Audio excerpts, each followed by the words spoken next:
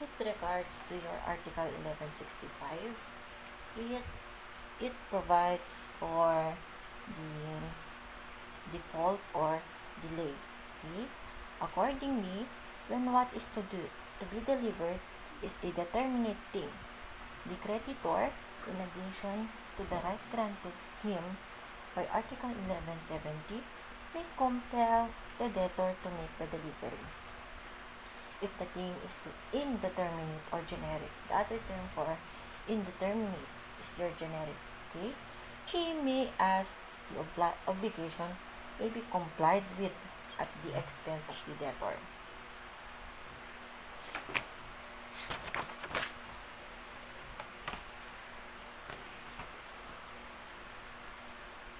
If the obligor delays, okay, or has promised to deliver the same thing to two or more persons who do not have the same interests, he shall be responsible for the fortuitous event until he has effected the delivery. Okay? Ano yung mga karapatan ng isang obligee under this article? Okay? Who is the obligee? Obligee here is your active subject, the one who has the right to demand. Okay? Here, the rights of the obligee are the following in your article. Okay? In this article.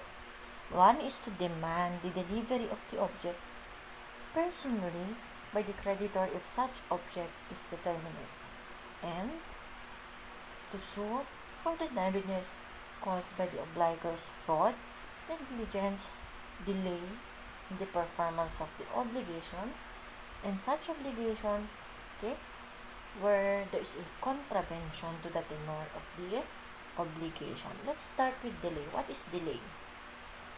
Delay, okay. The other term for delay is default. Okay, what are the requisites of default or delay? Number one, that the obligation be demandable and already liquidated. Number two, that the debtor delays performance. And number three, that the creditor makes a judicial or extrajudicial demand. This is the rule in demand.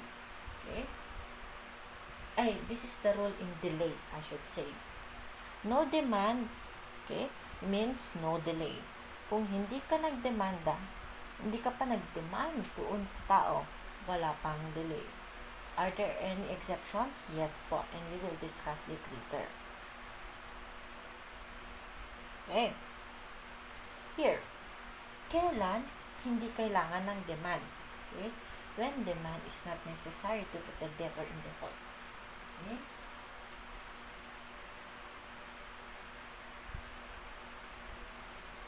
Ang ibig sabihin lang nito is immediately, okay, hindi mo na kailangang mag-demand kasi mag-automatic default or delay na siya. Ano yon? Number one, when the obligation or the law expressly so declares. Okay? Pag mismo yung batas o yung obligasyon na mismo ang nag-i-impose na default or delay na siya, then demand is no longer necessary. Next one, when from the nature and circumstances of the obligation, it appears the designation of the time, okay, when the thing is to be delivered or to the service is to be rendered was a controlling motive for the establishment of the contract. Example, nag-order ako ng lechon baboy para sa birthday ko ngayong araw na to. Kaso, hindi dumating yung lechon. Okay? Sabi, bukas na lang daw. Birthday ko pa ba bukas? Hindi na. So, in that case, the party is already in default. Okay? Because the time is the controlling motive. Next one is when the demand would be useless as the obligor has surrendered it beyond his power to perform. Nangyayari ito, okay, example, si Marian Rivera. Okay? Si Marian Rivera na lang. Si sino bang kilala ko? Let's just say si Ana. Si Ana ay isang sikat na actress. Okay? Nirent mo yung service ni Ana, mag-acting si Ana sa isang movie for 10 million ang professional fee niya. Okay? Hinar ko siya, director ako. Okay? To perform or to act for a movie. Kaso, namatay si Ana due to COVID.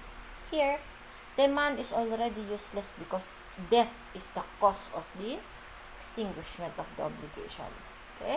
It's now beyond the obligor to perform the obligation. And next one is those obligations arising from quasi-delict and delict because it's expressly provided under the law itself. Next.